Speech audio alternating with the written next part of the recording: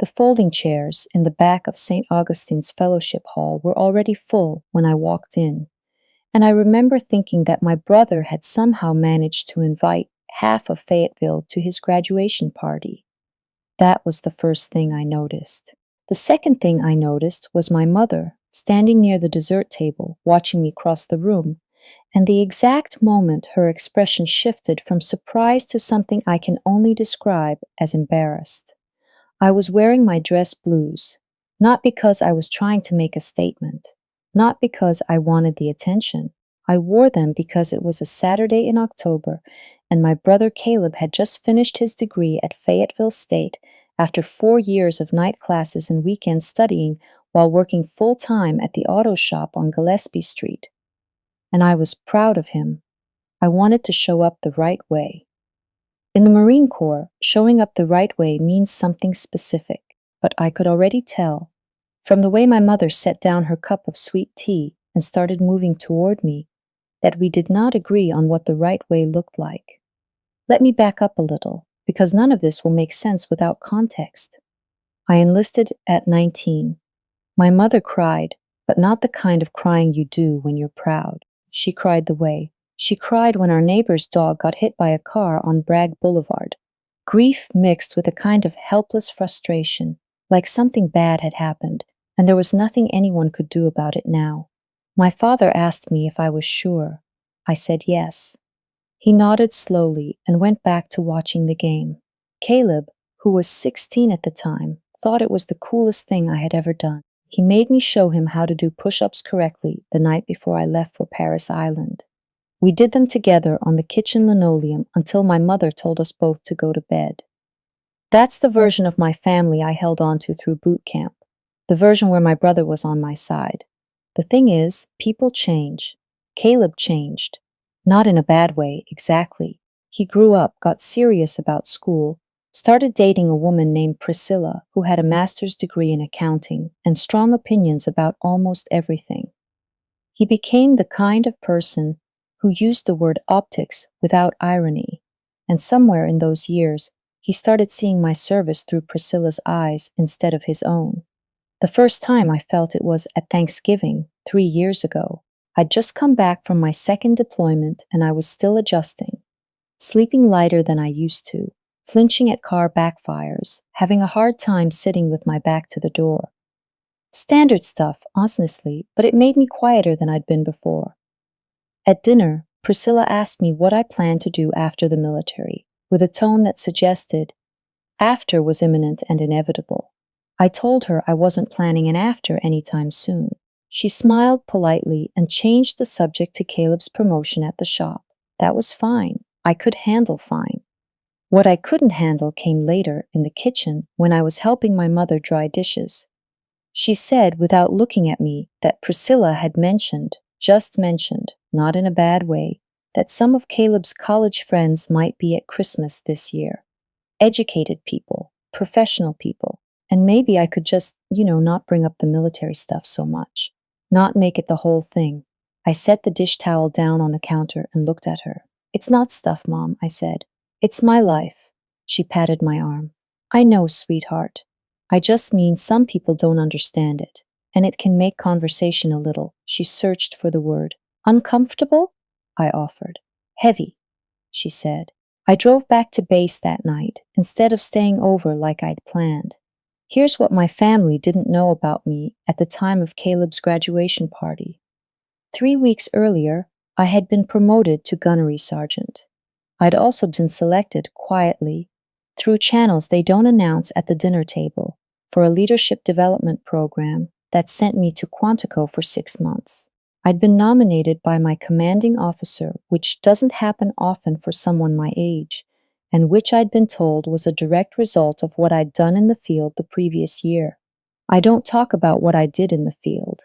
What I do know is that when my CO looked me in the eye and told me I'd earned it, I believed him. I'd learned to trust that feeling, the feeling of having done something real, something that mattered, something that couldn't be argued away by someone's discomfort at a holiday dinner.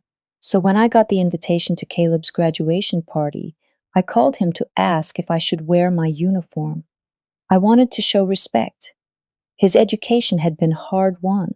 I thought the least I could do was show up dressed like someone who understood the value of hard work. He was quiet for a second. "Priscilla thinks it might be a lot," he said finally. "A lot," I repeated. "Like, attention-grabbing." I told him I understood. I said I would think about it. I hung up and sat on the edge of my bunk for a long time. Then I went to the closet and took out my uniform. I want to be clear about what it means to wear dress blues to a civilian event. It's not a power move. It's not a costume sim. The Marine Corps dress blue uniform is one of the most recognizable uniforms in the world, and wearing it in public carries weight. Weight that took years to earn, and that I do not take lightly. When I put it on that Saturday morning, I pressed every crease. I polished every button. I checked everything twice. I wore it because I was a gunnery sergeant in the United States Marine Corps, and my brother had worked 4 years towards something he should be proud of, and I wanted him to see me standing there in the fullest version of who I was, not the quiet, apologetic version my family seemed to prefer. I wore it because it was the truth. My mother reached me before I got to the refreshments table. "Oh, honey," she said, and that 2-word sentence had about 15 different meanings packed into it, none of them good. "Hi, Mom." I kissed her cheek. "You look great. Is Caleb here?" "He's in the back with Priscilla's family." She glanced around the room, then back at me, lowering her voice. "Did you have to wear that?" "It's his graduation," I said. "I wanted to be dressed appropriately." "You look like you're going to arrest somebody." She laughed a little when she said it, like it was a joke. Like I was supposed to laugh, too. I didn't laugh. "Where's Dad?" I asked. She pointed toward the corner where my father was standing with my Uncle Rob, both of them with paper plates and plastic forks, deep in conversation about something. My father looked up when he saw me, and for just a second, just a flicker, I thought I saw something cross his face that might have been pride. Then my mother put her hand on his arm, and whatever it was disappeared. I excused myself and found a spot near the windows.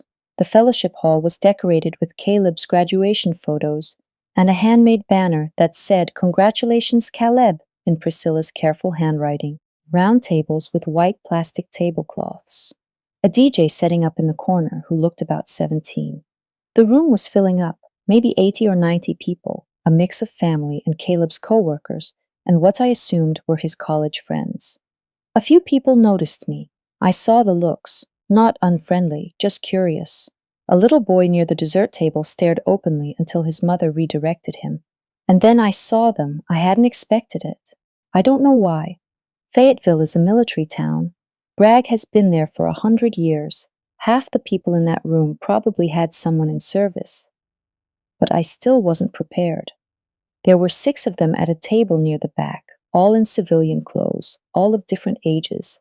I caught the postures first, that particular way of sitting that doesn't fully leave you even when you're out of uniform. Then the haircuts. Then the way the older one, a man in his late 50s with a gray crew cut, tracked me across the room with the kind of attention that isn't curiosity. It's recognition. He met my eyes. He gave me the smallest nod. I nodded back. Caleb found me about 20 minutes later. He looked good, happy. A little nervous, maybe, in the way people get when 2 different parts of their life are occupying the same room. He gave me a hug and held on for a second longer than I expected. "You actually wore it," he said, pulling back. "You sound surprised. He rubbed the back of his neck. "Priscilla's mom is here. I know, I've met her. She's kind of..." "Caleb." I waited until he looked at me. "I'm proud of you. That's why I'm here. That's the whole reason." Something moved across his face. He nodded quickly and said he'd catch up with me later. I watched him go back to the other side of the room, back to Priscilla and her family, back to the version of himself that fit better over there. And I felt it. That particular loneliness of being in a room full of people who know you and still being the only version of yourself. My mother materialized at my elbow. "You should have just worn a nice dress," she said quietly. Not mean, just resigned. "You could have blended in." I looked at her for a moment. "I spent 11 years learning not to blend in," I said. I spent 11 years learning to stand out in exactly the right ways at exactly the right times. And I'm standing here at my brother's graduation party, Mom. This is not a situation that requires me to be less. She opened her mouth and then closed it again. From across the room, Priscilla's mother, a well-dressed woman in a silk blouse who taught economics at UNC Pembroke, leaned toward Priscilla and said something I couldn't hear. Priscilla glanced at me, then away. I turned back toward the window. The DJ started playing something with too much bass, and the room got louder. People were eating, talking, laughing. Caleb got pulled into the center of the room for a round of toasts, and I stood at the edge and watched and clapped at the right moments and felt very distinctly like a guest at an event I had not actually been invited to. And then everything shifted. It happened quietly, the way the important things usually do. The man with the gray crew cut stood up. He didn't say anything. He just stood. Then the woman next to him stood, then the younger man across from her, then the other three, one by one, until all 6 of them were on their feet. The people near their table noticed first. A ripple of quiet moving outward. The man with the crew cut looked directly at me. He brought his hand to his chest, not quite a salute. We were indoors, civilian settings, neither of us in the chain of command at this moment, but something close to it. A gesture of recognition, of acknowledgement. "Gunny," he said, not loud, but in a room that was getting quieter by the second, it carried. I stood straighter without deciding to. The table next to theirs, a family, grandparents and adult kids, and a couple of teenagers. The grandfather stood up too. He had the look of a man who'd worn a uniform decades ago and never entirely stopped. He didn't say anything, he just stood. Then a woman 3 tables over, maybe 40, wearing a Fort Bragg half-marathon shirt. She stood. Then a couple near the back that I didn't know from anywhere. They stood. By the time the quiet had spread fully across the room, I counted 17 people on their feet. 17. In a fellowship hall in Fayetteville on a Saturday afternoon, at my brother's graduation party, where I had been asked gently not to make things heavy. The DJ had stopped the music, I don't know when. I hadn't noticed until the silence was complete. Caleb was standing in the middle of the room holding a plastic cup, and he was looking at me with an expression I had never seen on his face before in my life. Not surprise. Something past surprise. Something that looked like the moment you finally understand a thing you'd been getting wrong for a long time. I didn't give a speech. That's not who I am. I walked to Caleb and I put my hand on his shoulder. "Congratulations," I said. "You earned it." He set down the cup. He pulled me into a hug, a real one, not the polite one from earlier, and when he pulled back, his eyes were wet. "I didn't know," he said. "I didn't." He stopped, started again. "Priscilla told me about the ceremony. The Quantico thing. She looked it up after you called. I hadn't known that. I must have shown it because he kept going. She didn't tell me before. She said she was still processing." He almost laughed. "She has a lot of processing to do, apparently. We all do," I said. My father appeared at my elbow. He didn't say much, my father. He never has. But he put his hand on my arm, the arm with the Gunnery Sergeant chevrons, and he held it there for a moment, and he said, "Your grandfather would have liked that." His voice was rough in a way that had nothing to do with the fellowship hall's dry air. My grandfather had been in Korea. We never talked about it because he never wanted to. He died when I was 11, before I was old enough to ask the right questions. I looked at my father. "Yeah," I said. "I think so too." My mother was standing a few feet away watching. She was holding her sweet tea, and she looked like a woman who was rearranging something inside herself, quietly, without assistance. I didn't push her. I've learned that some things can't be hurried. The man with the gray crew cut came over before he left. He shook my hand. His name was Dwight. He'd been a master sergeant in the army, retired. He said he'd done 3 tours. He said his daughter had gotten his old unit patch framed and given it to him for Christmas. He said he came to things like this, graduation parties, birthday dinners, neighborhood cookouts, and he wore his vet hat because he'd spent too many years not wearing it. "You did right," he said simply. "Thank you, Master Sergeant," I said. He shook his head a little. "Just Dwight now." but he was smiling when he said it. The party went on for another 2 hours. The DJ started back up. People ate cake. Caleb made the rounds and laughed too loud at his Uncle Rob's jokes and looked, genuinely, like a man who was happy. At one point, I was standing with Priscilla, just the two of us, by the coffee station. I wasn't sure what to expect. She was quiet for a moment, turning her cup in her hands. I looked up the Quantico selection rate, she said finally. It's low, I said. 4%. I read that 4% of nominees are selected. I nodded. She looked at me directly. I didn't understand what you did. I think I told myself it wasn't something I needed to understand. A pause. I was wrong about that. It wasn't an apology exactly, but it was honest, and I've learned to value honesty over performance. I appreciate you saying that, I said. She nodded once, briskly, in the way of someone who is uncomfortable with sentiment and is trying to do it anyway. I found that I liked her a little more for it. I drove home on I-95 with the windows down and the October air coming through cold and clean. Pine trees and overpasses and the particular dark of a Carolina night. Flat and wide and full of stars if you get far enough from the highway lights. I thought about my grandfather. I thought about what it cost him to carry what he carried without anyone ever really asking about it. I thought about the 17 people in that fellowship hall who stood up because they recognized something, not me specifically, but what I represented, what I'd chosen, what it means to put on a uniform and mean it. I thought about Caleb's face in that moment. I'd spent a lot of years being the person my family didn't quite know how to talk about, the sister who'd gone to Paris Island instead of college, the daughter who spent holidays in different time zones, the one who came home changed in ways that were hard to explain and harder to ask about. I didn't need them to understand all of it. I'd stopped needing that a while ago.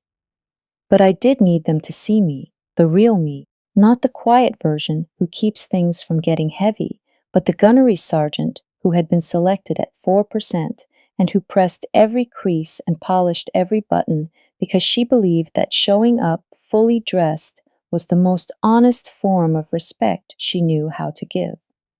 And for the first time, standing in a fellowship hall in Fayetteville while 17 strangers got to their feet, I think they finally did. My mother called me the following Wednesday.